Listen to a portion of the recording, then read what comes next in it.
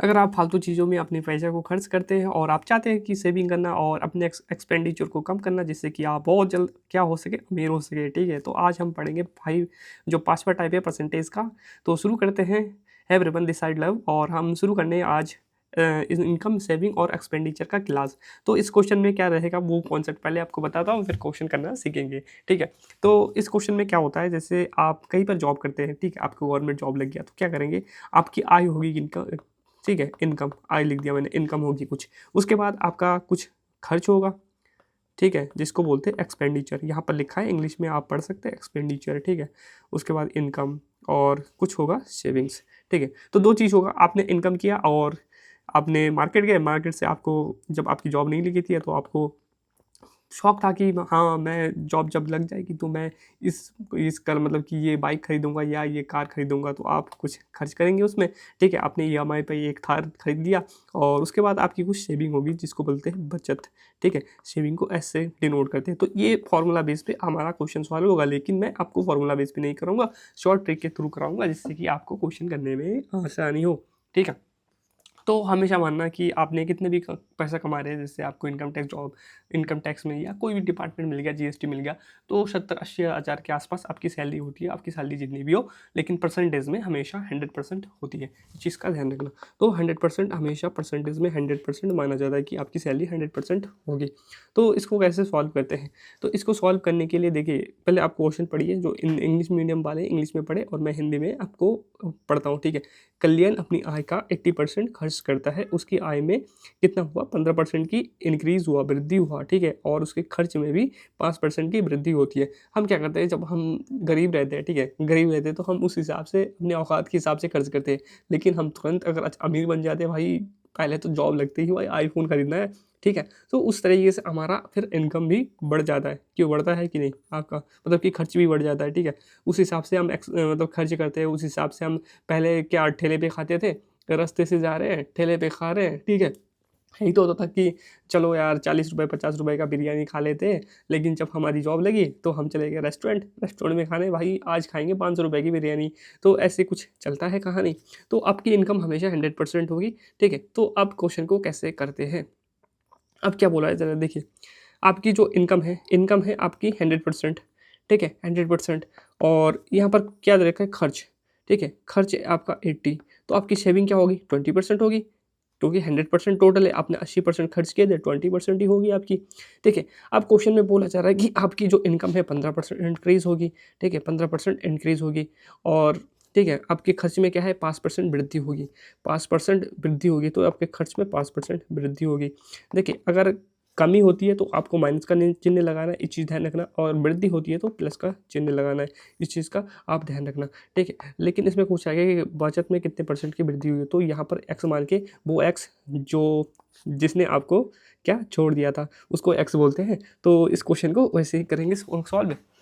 तो देखिए, ये तो है एक मतलब कि डिफ़िकल्ट तरीका है कि इसको क्वेश्चन को कैसे करना है, इसको गुना करके, लेकिन आपको एक आसान तरीका भी बताता हूँ कैसे करना है। ऐसे हम बैठाएँगे डाटा को, लेकिन थोड़ा-सा सिम्प्लीफाई कर देंगे।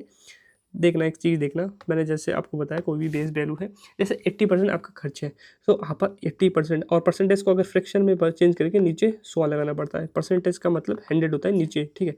तो ये 100 लगा दिया, इसको अगर काटेंगे 4/5 आएगा। तो नीचे वाला आपका क्या था, आपका इनकम था, ठीक है, इनकम था, और आपका खर्च क्या है, 4 है। तो आपकी सेविंग क्या होगी, 1 होगी, ठीक है, 1 होगी।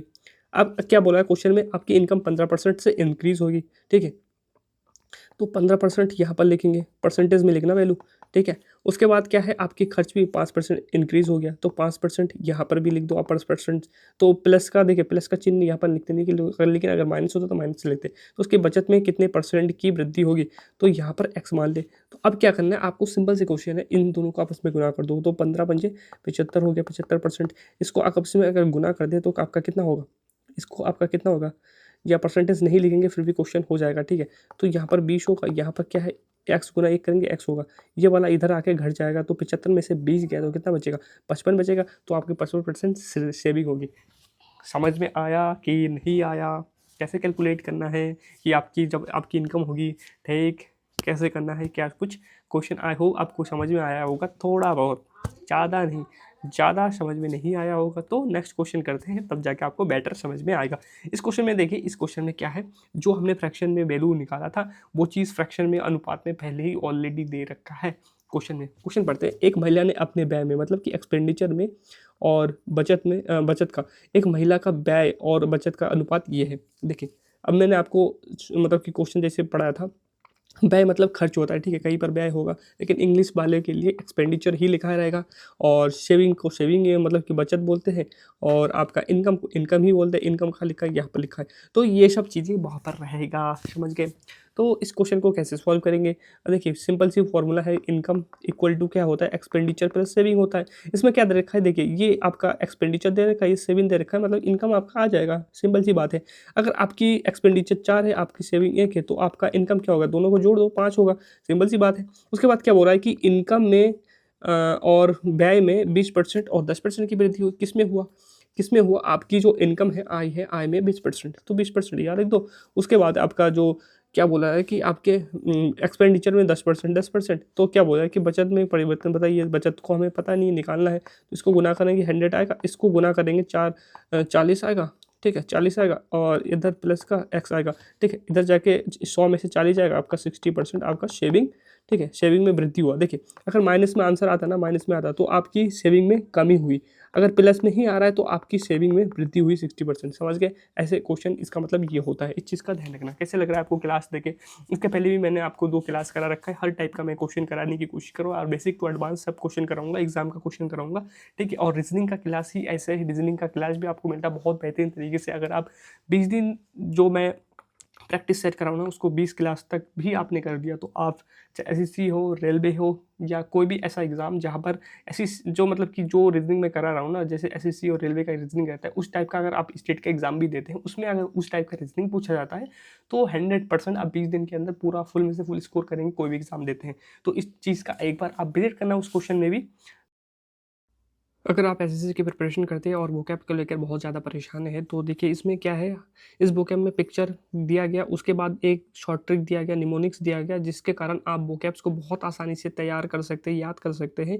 तो पूरा वोकैब्स को ऐसे ही, पूरा जितना भी इसमें वोकैब्स है सबको ऐसे ही सिखाया गया। तो आप एसएससी के लिए अगर वोकैब आपको याद नहीं होता तो ये वाला हमारा वोकैब परचेज कर सकते हैं, ये इस व्हाट्सअप नंबर पर आपको मैसेज करना पड़ेगा, इसका प्राइस 50 रुपये है, ठीक है। तो नेक्स्ट क्वेश्चन करते हैं। देखिए नेक्स्ट क्वेश्चन भी आपका इनकम, सेविंग और एक्सपेंडिचर का है, ठीक है। ये चीज़ चैप्टर बहुत, देखिए रिलेट करके पढ़ेंगे तो बहुत आसान लगेगा, चीज़ें अनरिलेट करके और बहुत ज़्यादा क्वेश्चन करने की कोशिश मत करना। अगर बहुत ज़्यादा क्वेश्चन करने की कोशिश करेंगे तो कॉन्सेप्ट बैड नहीं पाता है। अगर आपको मैं इतना ज़्यादा कंटेंट पढ़ा दूंगा जो कि, देखिए एग्जाम में आपको अगर इतना कंटेंट पढ़ा दूंगा कि बुक से मोटा आपका नोट्स लगने लगे, तो आप रिवीजन नहीं कर पाएंगे।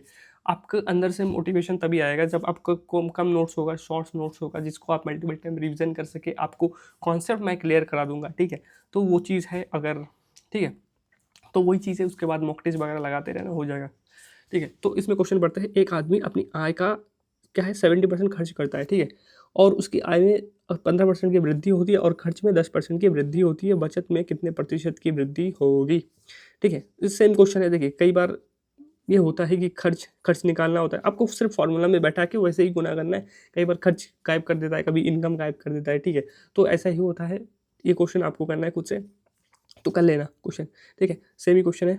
और उसके बाद नेक्स्ट क्वेश्चन देखते हैं, ये भी आपका इनकम, सेविंग, एक्सपेंडिचर का क्वेश्चन है। इसमें भी राहुल अपनी आय का 70% बढ़ते हैं और वृद्धि करते हैं और इतने बढ़ते हैं, तो वही सेम क्वेश्चन है, ठीक है, वही सेम क्वेश्चन है। क्या आप कर पाएंगे?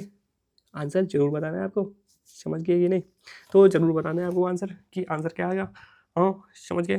तो नेक्स्ट क्वेश्चन है, एक छात्र ने अपनी परीक्षा में, ये वाला क्वेश्चन आपको थोड़ा सा समझा देता हूँ कि कैसे सॉल्व होगा। आपने एग्ज़ाम दिया होगा, कभी भी लाइफ में एग्ज़ाम तो देते रहते हैं, ठीक है, फेल हुए पास हुए अलग बात है, तो एग्ज़ाम देते रहते हैं। हम स्कूल में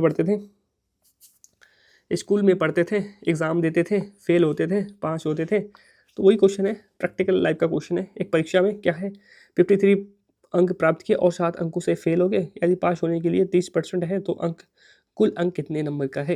देखिए एक चीज़ है, आपने एग्ज़ाम दिया, ठीक है, आपने एग्ज़ाम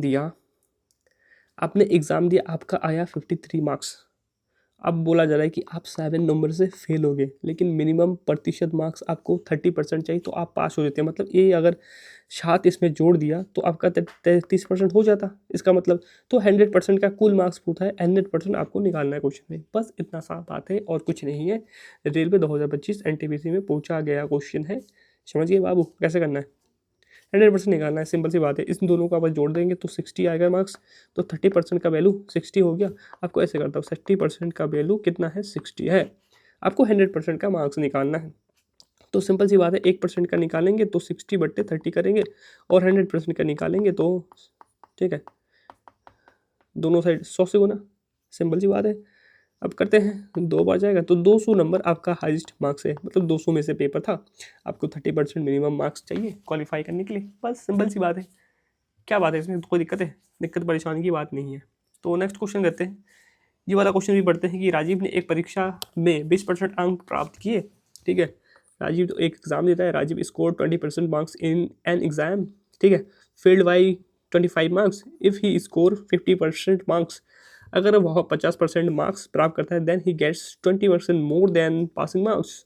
मतलब 5 मार्क्स से, मतलब कि जो पास होने के लिए मार्क्स चाहिए वह 20 नंबर अधिक पाता है। ठीक है, passing marks, what is the passing marks for the exam, what is the marks. ठीक है, इस क्वेश्चन में आपको हिंदी में पढ़ के भी बताता हूँ कि एक राजीव ने एक परीक्षा में 20% अंक प्राप्त किए। ठीक है, राजीव को 20% अंक प्राप्त हुए और 25 नंबर से फेल हो गया, 25 नंबर से फेल हो गया। यदि वह 50% अंक प्राप्त करता है तो वह पासिंग मार्क्स से 20%। देखिए एक चीज़ है, पासिंग मार्क्स कुछ होता है, जैसे हम स्कूल का एग्जाम देते हैं वहाँ पर 33% पासिंग मार्क्स था, लेकिन इस क्वेश्चन में यहाँ पर कहीं भी नहीं गया कि 33% आपका पासिंग मार्क्स है। ठीक है, ऐसा कुछ नहीं दिया गया, तो आप क्या मानेंगे, एक्स मानेंगे, वही एक्स जो बार बार दुख देती है, वही एक्स। ठीक है, तो हम मानते हैं कि पासिंग मार्क्स एक्स था। क्या था, पासिंग मार्क्स एक्स था। देखिए इसको कैसे करते हैं, पासिंग मार्क्स एक्स था तो क्या है, अपने को 20% प्राप्त हुआ मार्क्स, लेकिन हम 25 मार्क्स से फेल हो गए। इसका मतलब क्या, अगर 25 नंबर इसमें जोड़ देते तो हम पास होते, तो पासिंग मार्क्स हो जाता। बात सही है कि नहीं, हमको 20% मार्क्स प्राप्त हुआ और 25 नंबर अगर एक्स्ट्रा मिलता तो हमें पास हो जाता है, ये पासिंग मार्क्स माना हमने। ठीक है, पासिंग मार्क्स माना, हम पास हो जाते। अब दूसरा कंडीशन भी क्या बोला है, यदि हम 50 अंक प्राप्त करते, 50% अंक प्राप्त करते हैं जो कि पासिंग मार्क्स से 20 नंबर अधिक है, तो अगर इसमें से 20 नंबर घटा देंगे फिर भी तो हम पास ही हो रहे हैं भैया, हम तो वही नंबर ला रहे हैं ना, पास होने का नंबर। क्या आप इतना मूर्ख थे कि पास होने का नंबर हमें चाहिए, हम ये नहीं सोच सकते, इतना गरीब थे मेंटली कि हम खाली पास होने का सोच रहे थे स्कूल में, समझ रहे हो बाबू। तो इसमें क्वेश्चन में पूछा गया कि परीक्षा में पास होने के लिए कितने मार्क्स की नीड है, इसमें मार्क्स की बात पूछा है। देखिए अब हमें क्या करना है, 100% निकालो, कुछ भी निकालो, परसेंटेज को एक तरफ करो और इसको जैसे परसेंटेज वाला इधर जाएगा, क्योंकि यहाँ पर बड़ा मान है परसेंटेज में, तो उधर ले जाते हैं, ये वाला छोटा मान है इधर बड़ा है तो इधर इसको इधर ले आते हैं, समझे बाबू। तो 25 + 20 करेंगे क्योंकि ये माइनस से इधर आके प्लस आएगा। ठीक है, तो 25 + 20 करेंगे बाबू, इधर 50% और ये यहाँ पर माइनस होगा ना, इधर वाला 20% प्लस का है तो इधर जाके माइनस होगा, तो माइनस का 20%। ठीक है, इसको सॉल्व करेंगे तो क्या आएगा, 45। ठीक है, मार्क्स, और ये इसमें से घटेगा तो 30% का मान हमारा कितना है, इतना है। एक चीज़ ध्यान रखना कि क्वेश्चन में परसेंटेज का वैल्यू पूछ रखा है, परसेंटेज में मतलब कि मार्क्स अंकों में पूछ रखा है। ठीक है, तो एक चीज़ देखना, हमें मार्क्स ज्ञात करना है, जैसे ये वाला कहीं भी बैठा दो, हमें परसेंटेज 20% का अगर मान मिल जाएगा, हमें 20% का मान मिल जाएगा तो उसमें 25 जोड़ देंगे तो हम पासिंग मार्क्स हमें याद आ जाएगा। ठीक है, या तो 50% का निकाल लो, उसमें से 20 घटा तो आ जाएगा। तो हम क्या करेंगे, 20% का ही निकाल लेते हैं, 20% का। जैसे 30% का वैल्यू क्या है, 30% का वैल्यू आपका 45 है। ठीक है, 1% का वैल्यू क्या होगा, 45/30 होगा। 20% का निकालेंगे तो कितना होगा, 20% का कितना होगा भाई बताओ। तो इस 0 से ये कटा, इन 3 से ये भाई साहब कटे, और 15 दूनी 30, तो 30 यहाँ पर आ गया और ये 25 जोड़ दो। ठीक है, तो हम पास हो जाएंगे। तो हमारा टोटल कितना होता है, हमारा 55 मार्क्स हमें पास होने के लिए चाहिए भाई साहब, नीड है। समझ गए कि नहीं बाबू। तो PDF कहाँ मिलेगा, टेलीग्राम पे मिलेगा, टेलीग्राम का लिंक कहाँ है, नीचे डिस्क्रिप्शन में। समझे कि नहीं, इस क्वेश्चन को करते हैं, सॉल्व करते हैं। पहले आपको पॉज करना है, मैंने आपको बता दिया कॉन्सेप्ट। क्या फंडा है इसका, ठीक है। इसको पढ़ते हैं। एक छात्र को 31% मिला और बहुत 14 नंबर से फेल हो गया।